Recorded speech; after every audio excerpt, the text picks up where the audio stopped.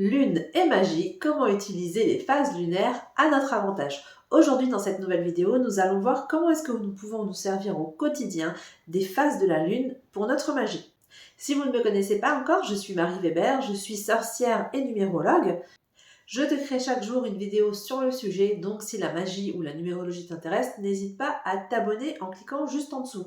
Aussi, si tu aimes pratiquer des rituels, des dévotions ou ce genre de choses, je t'invite à télécharger tout de suite dans la description ton agenda lunaire 2024. Il te donnera toutes les dates de Sabbat et d'Esba 2024 avec les planètes qui y sont associées pour l'année prochaine. Voilà, mais aujourd'hui on va parler des phases de la Lune. La Lune, notre compagnon céleste, change d'apparence tout au long du mois. Ces changements appelés phases lunaires ont fasciné l'humanité depuis des millénaires. Regardons de plus près ces phases mystiques. La nouvelle Lune est un moment de renaissance. C'est quand la Lune est alignée entre la Terre et le Soleil. Elle est à ce moment-là complètement cachée dans l'ombre. C'est le moment idéal pour commencer des nouveaux projets ou alors pour méditer sur des objectifs. Ensuite, on a le premier quartier. C'est quand la Lune est éclairée par son côté droit. On va y voir apparaître un petit croissant. Voici le premier quartier. Quand la moitié de la Lune est illuminée, c'est le moment de l'action, de mettre en œuvre vos plans.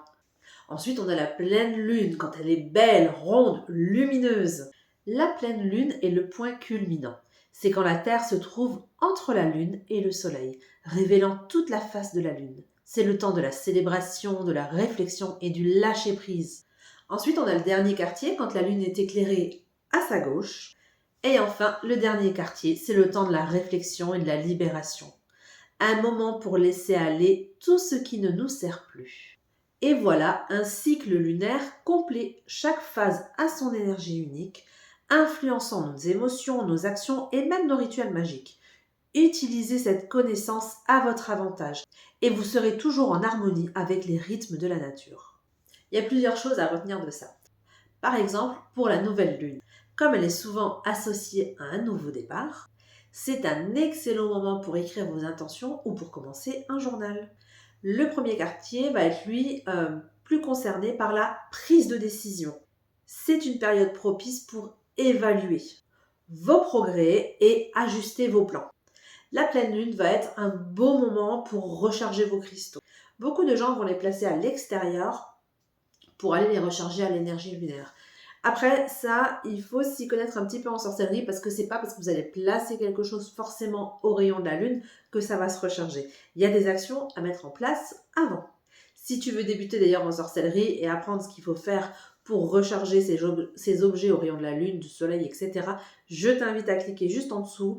Je te propose une formation Sorcière libérée. Tu verras, tout ça y est expliqué. Je t'invite à aller regarder, à cliquer juste en dessous en description. Revenons à la lune. Ensuite, on a le dernier quartier. Cette phase est assimilée au lâcher-prise et à la libération. C'est un excellent moment pour se débarrasser des vieilles habitudes, des mauvaises habitudes plutôt, ou de faire du tri dans vos affaires par exemple. On peut maintenant parler des phases de la lune qu'on peut utiliser pendant nos rituels. La nouvelle lune est donc idéale pour les rituels de nouveau départ, pour établir des intentions, pour planter des graines de nouveaux projets. Donc, on peut créer un rituel d'intention. Allumez une bougie blanche, écrivez vos intentions ou objectifs sur un papier, puis méditez sur eux. Gardez le papier dans un endroit sûr ou brûlez-le pour libérer vos intentions dans l'univers. Petite astuce pour vous en rappeler, télécharge ton agenda 2024 que je mets à disposition juste en dessous. Il te donnera toutes les dates d'Esba pour te repérer l'année prochaine pour tes rituels. Ensuite, on a le premier quartier, c'est le moment de l'action, on disait. Cette phase, on l'a dit un peu plus tôt, est propice à l'action et à l'élan. C'est le moment de commencer à agir sur vos attentions. Allumez une bougie orange pour symboliser l'énergie et l'action. Concentrez-vous sur les étapes concrètes que vous devez prendre pour réaliser vos intentions. Ensuite, on va bien sûr parler des rituels de la pleine lune. Je sais que beaucoup d'entre vous s'y intéressent. En général, on m'en demande assez souvent par message. Donc aujourd'hui, je vais vous en confier un. Placez vos cristaux sous la lumière de la lune pour les recharger. Écrivez une liste de choses pour lesquelles vous êtes reconnaissant et méditez sur elles sous la lumière de la lune. Petite astuce pour vous rappeler vos rituels lunaires, installez des fonds d'écran de phase lunaire sur votre téléphone ou ordinateur. Ce sont des petits tips comme ça un peu sympas et qui n'engagent à rien, mais ça fait du bien. Le dernier quartier, donc on a dit que c'était le temps du lâcher prise. Alors qu'est-ce qu'on peut faire comme rituel pour ce fameux lâcher prise? Donc cette phase, on va l'utiliser pour les rituels de libération, de purification, de clôture. Allumez une bougie noire ou violette pour symboliser la libération. Écrivez les choses que vous souhaitez libérer, mauvaises habitudes, pensées négatives, etc.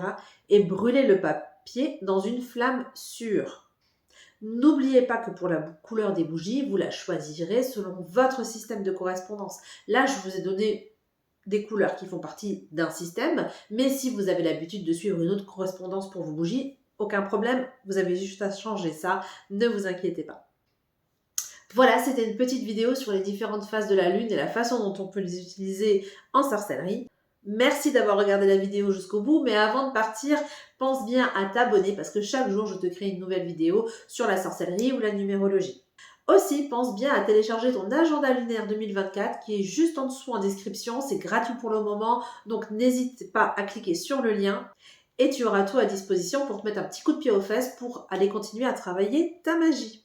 Si le sujet t'a intéressé, pense à liker la vidéo. Moi, ça me fait toujours plaisir. Ça m'aide pour l'algorithme et ça me donne des pistes sur ce qui vous intéresse le plus ou qui vous intéresse le moins. Voilà, je te dis à demain pour une nouvelle vidéo. Reste connecté à la magie.